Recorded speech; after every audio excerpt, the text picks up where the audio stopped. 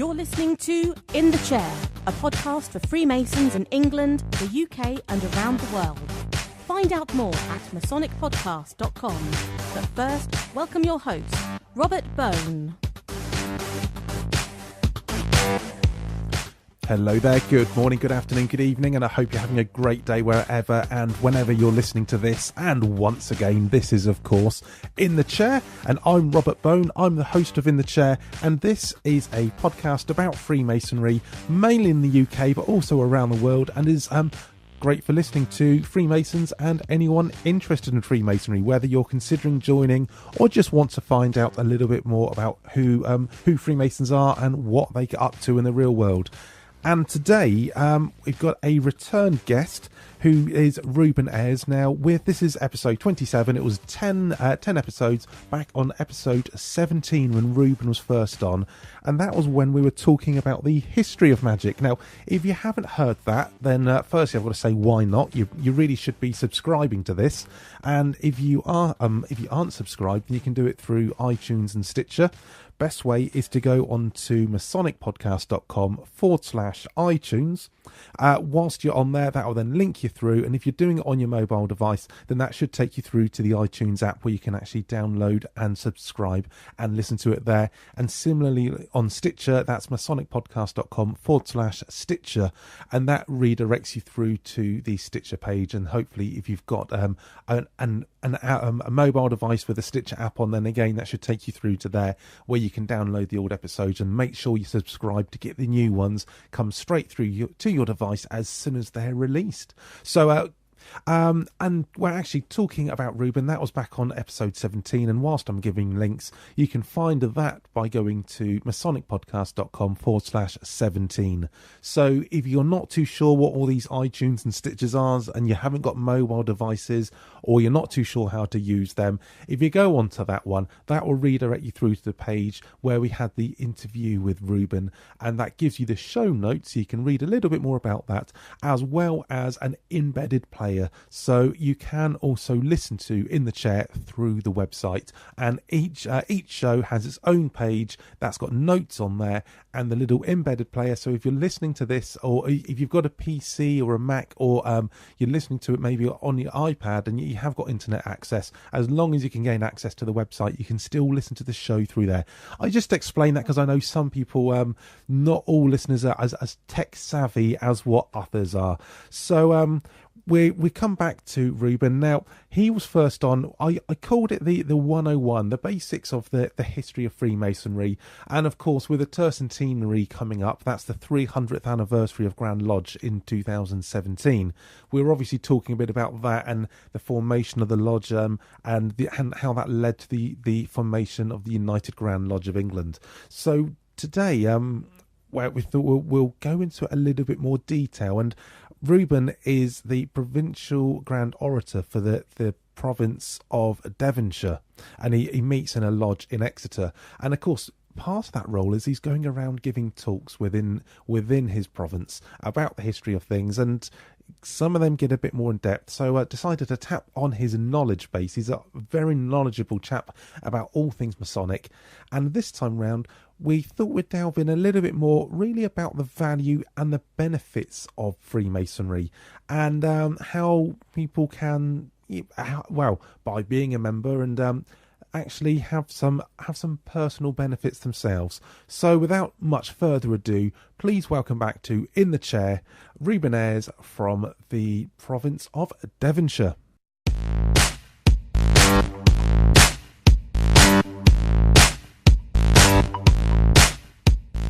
Please welcome back to In the Chair, podcast for Freemasons, once again, Reuben Ayres. Reuben Ayres is a name that you might recognise because he was last on in episode 17 when we basically covered Freemasonry 101, and he is, of course, the provincial grand orator for the province of Devonshire. So, Reuben, welcome back. Hi, Rob. Good to hear your voice. Good. Many thanks for coming back on. I know the last episode when you were back on, it was a while back now, it was very popular because we really covered the basics of Freemasonry, looked into, just basically what Freemasonry is and a bit of the history of it. And we're going to start looking a little bit more into the detail of Freemasonry. But today, you wanted to talk more on the value of Freemasonry. Yeah, I think that'd be good. So, I mean, gives the question, so what is the value of Freemasonry? Okay, so it's different things for different people. And people come into Freemasonry for a whole variety of different reasons. And they either stay in Freemasonry or eventually leave it for a whole variety of reasons. Right. Often reasons different from those that brought them in. Because, for most of us, or the vast majority of us really, we don't really know what we're joining. There's always that leap of faith, isn't there, when you decide you're going to go ahead with it, as it were. Yeah, well, I mean, I remember that when I joined Freemasonry, I had a sort of a rough idea. I don't know, people say, you can look on the internet, but it never really completely prepares you for what it is. But yeah, it's one of those things where you don't really know whether it's your cup of tea until you are actually a member, until you've been to a few meetings and know really what it is. Yeah, and I think that's right. And, a lot of people, I guess myself included, go into it at least partly out of curiosity, or maybe they've got some friends or colleagues who are members who've encouraged them in that direction. But I think once you've joined, some people at least find a whole host of other reasons for finding enjoyment in it and wanting to explore it further and wanting to stay in. Yes. Yeah, I admit that, it's completely how I thought. To be honest, I've got to say, I don't really know what I thought Freemasonry was when I joined, and I've got to admit it's one of those things where I deliberately didn't find too much out about it, because the person who introduced me to Freemasonry said you can look, you can find it, but it does ruin it a bit if you look into it a bit too much. So I personally tried to have a bit of a blank, tried to make myself a blank canvas as possible and keep an open mind. I know some people are a bit different. They look into things, and friends and family. And if I recall, actually, I know it was a while back when we were talking about it, it was one of your neighbours that actually introduced you to Freemasonry. I think he was telling you about the benefits at dinner parties or something, wasn't it? He would often tell you about it. That's absolutely right. Yeah, probably over a year or two leading up to my joining.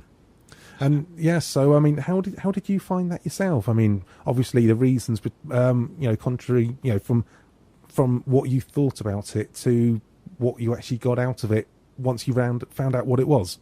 Yeah, well, like you, I didn't look into it before joining, so I went into it with a completely blank canvas. Yes, and certainly found the first three ceremonies, in particular the first and the third, pretty spectacular, actually. Yes. Those were quite moving experiences for me, one way and another. And then it became clear that, apart from the good night out with the mates and a decent meal and a natter over a few drinks, there were other important aspects to it that were really very powerful and probably the main reason why many people stay in it. For example, that whole thing of belonging to a group, sense of a common purpose with regard to the ritual, the charitable giving and such like. And then for me, in particular, the history of Freemasonry and how that weaves itself into history in general, and also the philosophy and the spiritual aspects of Freemasonry, which I think are the main reason that I've remained not only a member, but, a pretty active member, really. Yeah, I guess. I mean, you've taken, there's, a lot of things that you've taken from it, a lot of, values you've derived from it. And looking at it, there's probably not many of those are things that you actually thought you would take away from it. I mean, I must admit, one of the first ones you mentioned was, of course, ritual. And learning ritual, I didn't realise was actually anything to do with Freemasonry. I didn't realise that once you become a Master Mason, you get given a blue book and you've got to learn chunks of things. You've got to try to learn it as best as you can, word for word, and stand up in front of a room full of people and recite it off the top of your head. I didn't realise that Freemasonry had anything to do with that. It was one of those things where, of course, once you're in it, you start finding out, hang on a minute, these guys are saying this stuff, and I think I probably wasn't completely aware of it in the first degree. But it was definitely hammered home when I had my second degree, and then had the explanation of the tracing board done to me by a chap called Keith, who in our lodge is amazing at learning those great bits. And I remember standing there thinking, it's very interesting what you're saying, but how have you remembered this? How are you doing this? And of course, you realise lots of practice over the years, but those are skills that you can take from Freemasonry, which I didn't even realise I was going to learn that skill set. Yeah, me neither. I had no idea that there would be scripted ritual. And in fact, for my first degree, I don't think I got to the end of that ritual realising that it was scripted. I thought probably there was a bit of a plan in the background or some general cues and leads for people. But I was very lucky, I think, my first degree ritual that I went through, and it was just done so well. Right. It was like your uncle telling you a story or giving you some wise words. Yes. And it wasn't until afterwards, or maybe just before the second degree ceremony, that it became clear that it was scripted. And, that there was a lot of material that people had to learn. And not only learn it parrot fashion, but learn the meaning of it and be able to deliver it with, a little bit of theatre, a little bit of drama, and sincerity and meaning. And, well, actually, you say about obviously learning scripted, but of course you also learn skills like in the festive board for standing up in front of a room full of people and making a speech.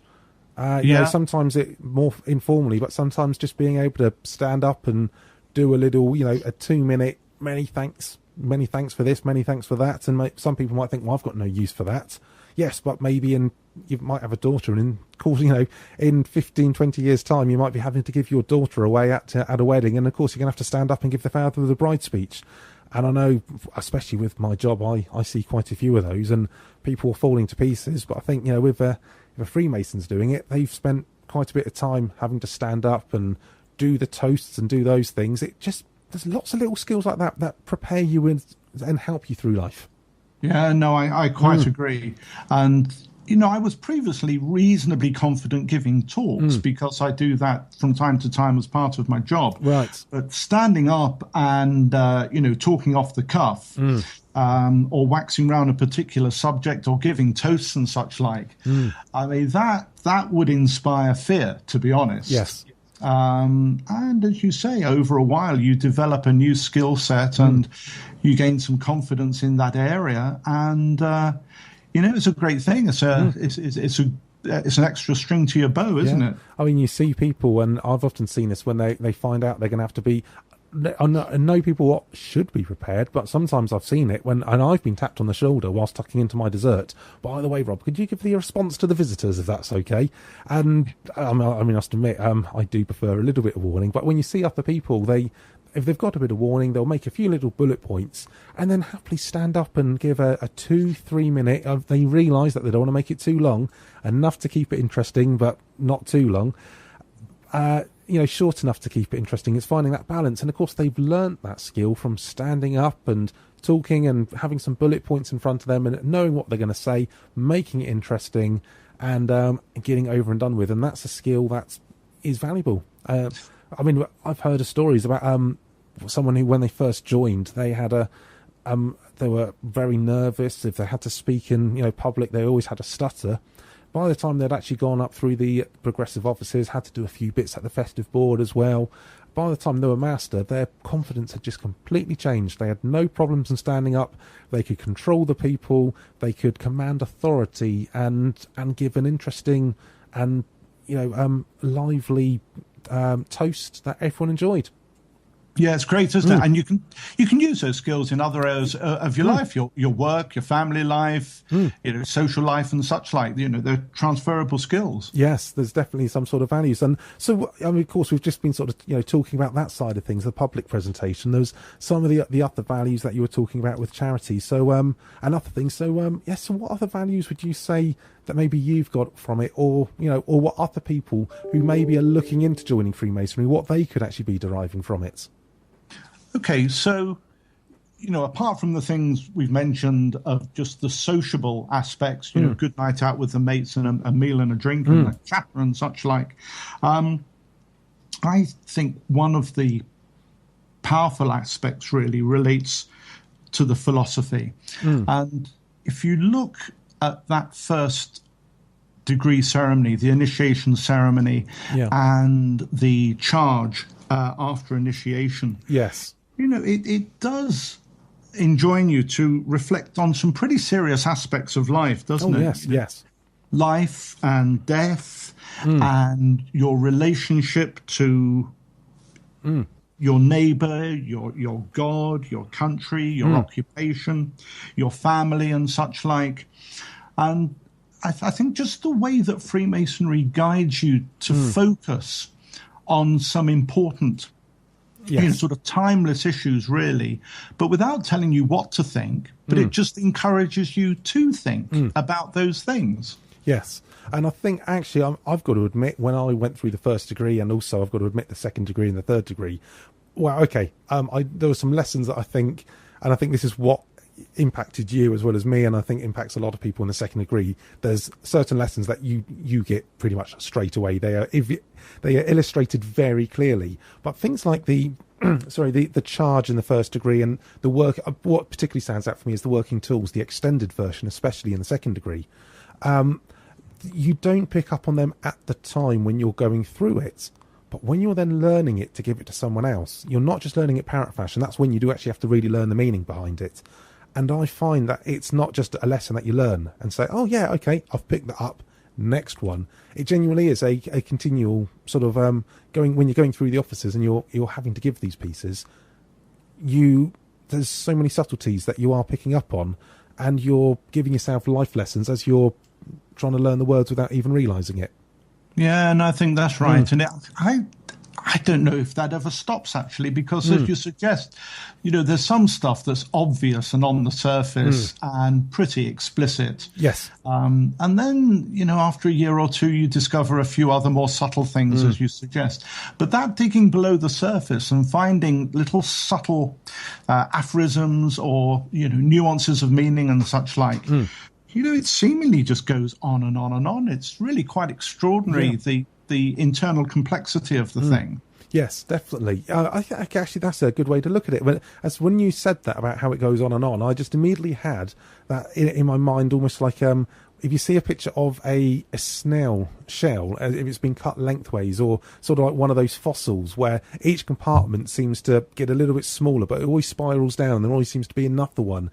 I don't know if that makes sense. That's just this weird sort of vision. No, I know exactly what you mean. And you sort of see that big bit, but each time there's another little bit there. Then you go, right, there's another little one, progressively getting smaller, but it's always circling down and spiralling towards the middle. And I think that's, if I was to try to visualise the ritual and the lesson in Freemasonry, that would be the way that I see it in my mind, because you take the part that you want and you can dig down as far or as not so far as you want. If that's not the bit that floats your boat, but you're the one who's really likes the social aspect, then fine. Social aspect, that's there for you as well, isn't it? You don't need to worry about what those little subtleties are if you don't need to. No, absolutely not. You don't have to explore the philosophy. You don't have to immerse yourself in any sort of spiritual aspects. You can just enjoy it on a relatively superficial level, and you can make a great contribution in that way as well. It doesn't make you any less a Freemason, in my view.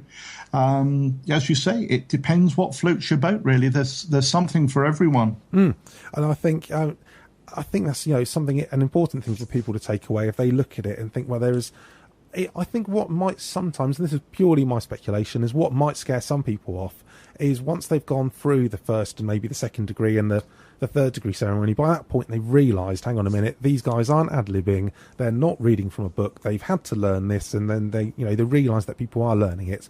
They suddenly realise that they might not see what the values of it are, they may be looking at the hardships of it, not realising that actually, no, that you don't actually have to go through all those hardships. And I know members who have basically learnt the words for the second and the third degree. They've now become Master Masons, and they're perfectly happy turning up month after month, sitting on the sidelines. But when it comes to having to sell raffle tickets, or when it comes to helping to organise the ladies' night, they're first in line.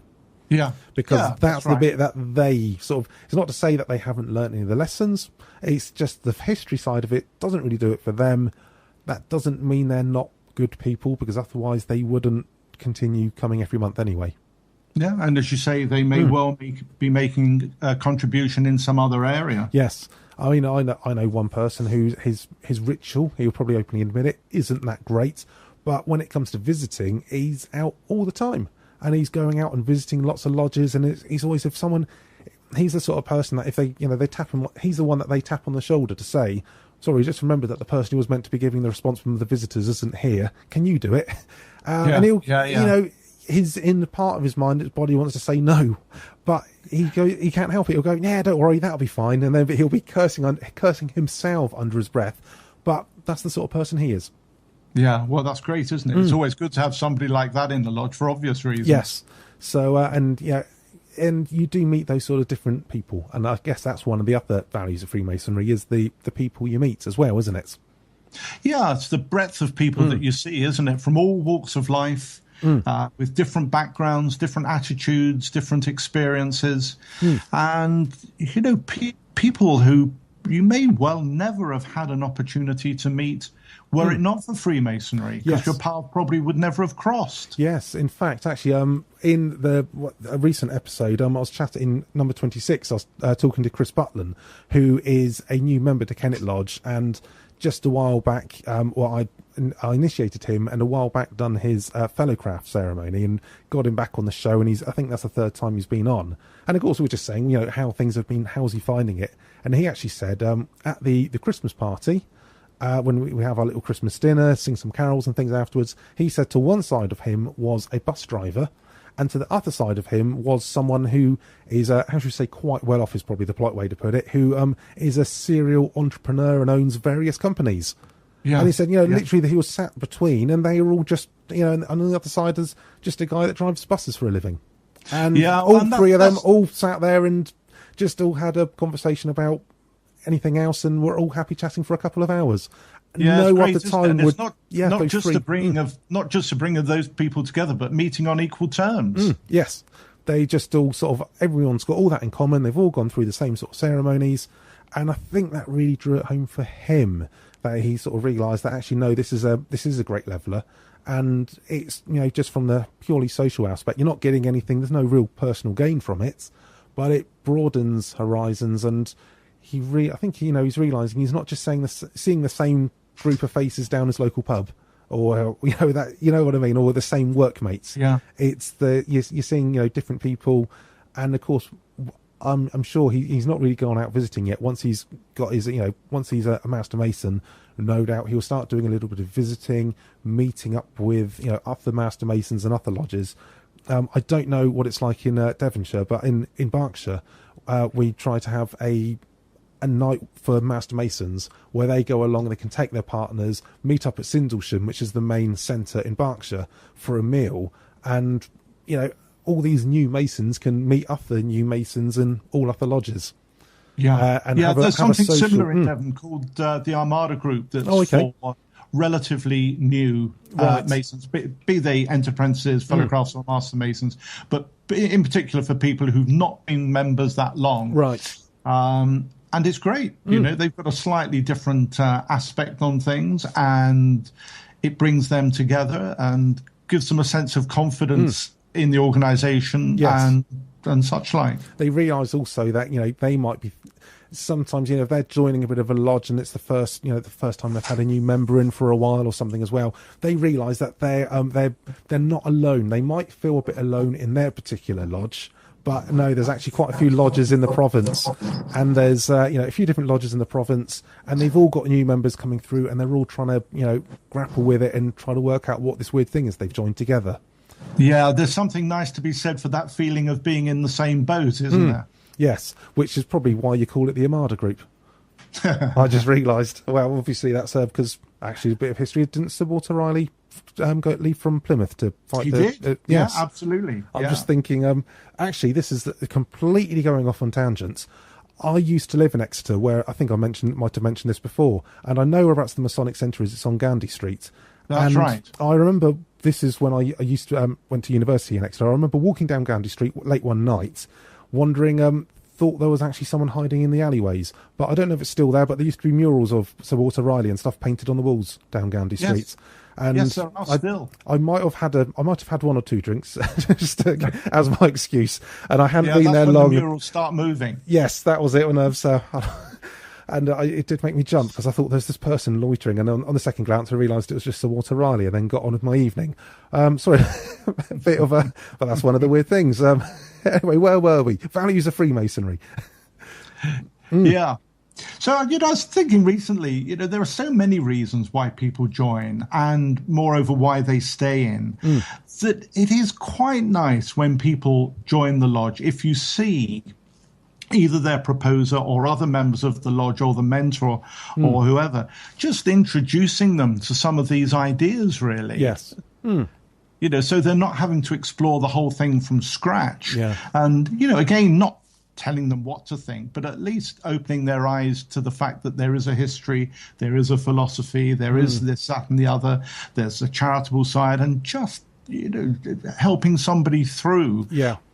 It must be, at least to a degree, a daunting experience for the first year or so. Yes, I mean, I remember going on, and this is one of the things that I was talking about when earlier. There was Berkshire. They don't do it for the Master Masons ones, but we have an education committee, and they used to run some Master Masons evenings, and it was on 2 consecutive Wednesday nights. And there was a series of talks and lectures just giving you an idea of, like, now you become a Master Mason. And I remember one of them was about the history of Freemasonry. One of them was about different side orders. And it just seemed to cover lots of bits. There was a little one about how to learn ritual as well. And it was quite good, those sort of evenings, because it did actually broaden your eyes to what is there, what is out there. And Berkshire don't actually do it, and that's a shame as well, because I did actually meet some people that I'm still, in contact with, and the great thing is some of them is now masters of their lodges, because of course we all come in at the same time. And I think you're right. You do need to let mentors and lodge members do need to let the initiates know, there is all of this they're joining. They're not just joining something where you've got to learn a whole load of words and then have a meal afterwards. There's a lot more to it. Yeah, no, absolutely. Which is why it's nice when you see either a new initiate or somebody who's relatively new to the craft just being helped along by people and, not left too much to their own devices. Yes, I'm hoping as well, and this is one of the reasons why I'm trying to do the podcast as well, is I know that there can be some generation gaps within, and that's the nature of Freemasonry. That some people have joined it and they have been members. I think we've got 2 members of Kennet Lodge that are going to be receiving their 50th year in Freemasonry within the next 12 months. Oh, wow. So we've got some members like that. And similarly, we've got a member that just joined less than 6 months ago. So there are going to be those gaps. And it's very easy for the very experienced, or, not even just the experienced people, once they've been in for 10 years, to almost forget what it's been like when they come in, because it's almost taken for granted now. And I hope that, sometimes the people might listen to the podcast and it inspires them to find out more and, listen to other things, and having people like you on to talk about all these other bits as well. So I think that, it helps people who maybe are thinking of joining Freemasonry and not too sure what it is. We're often accused of, I say we're accused, but we're often telling people what we're not. We tell people we're not a secret organisation. We're not, controlling politics and those sort of things. It is quite nice to actually say, well, this is actually what we do and this is what you can get out of it. Yeah, well, I quite agree. It's good to give a positive message, isn't it? Definitely, Reuben. Well, Reuben, I think we've covered quite a bit on the value of Freemasonry. I'm hoping that's given us some people food for thought. If people want to comment, of course, they can let me know. Go on. Best way to do it is on Twitter. It's a Masonic Podcast on Twitter. Let us know what you've got out of it, because everyone has their own independent journey as well. And, of course, Reuben and I, we're talking about our own personal experiences. If you've got something out of Freemasonry, please let me know, or, go onto the website, fill in the comments box. And I think sometimes when people talk about what they've got out of it, it inspires people to look back on what they've thought, oh yeah, and it might rekindle some thoughts and some values that they've got out of it themselves and maybe forgotten about. Yeah, absolutely. So, Reuben, many thanks for talking about the value of Freemasonry. Many thanks again for coming back onto In the Chair, and I'm sure we're going to be speaking to you again soon.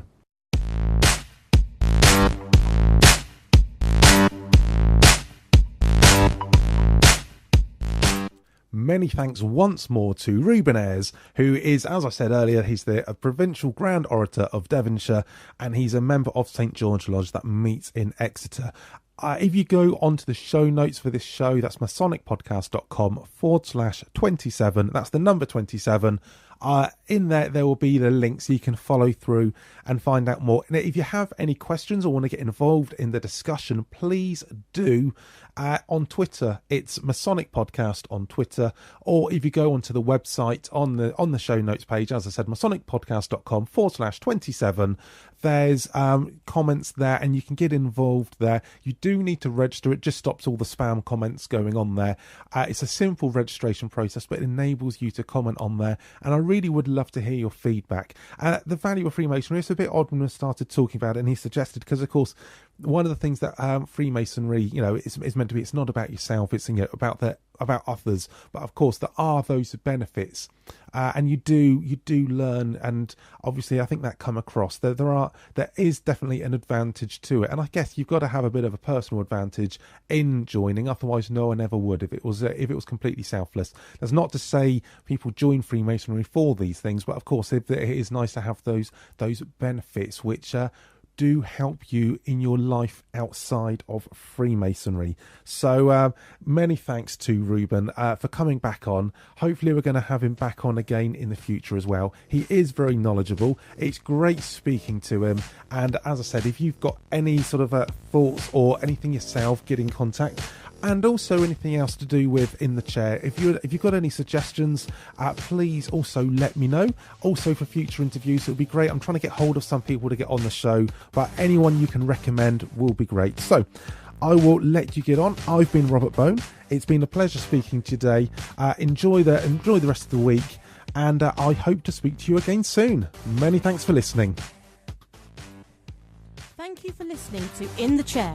Visit masonicpodcast.com to see the show notes and in-the-chair.co.uk for more resources to help you get the most out of your Masonic journey. If you enjoyed the show, please let us know by rating and reviewing it on iTunes. And remember to subscribe so you don't miss our next podcast. If you're not already, follow us on Twitter at Masonic Podcast.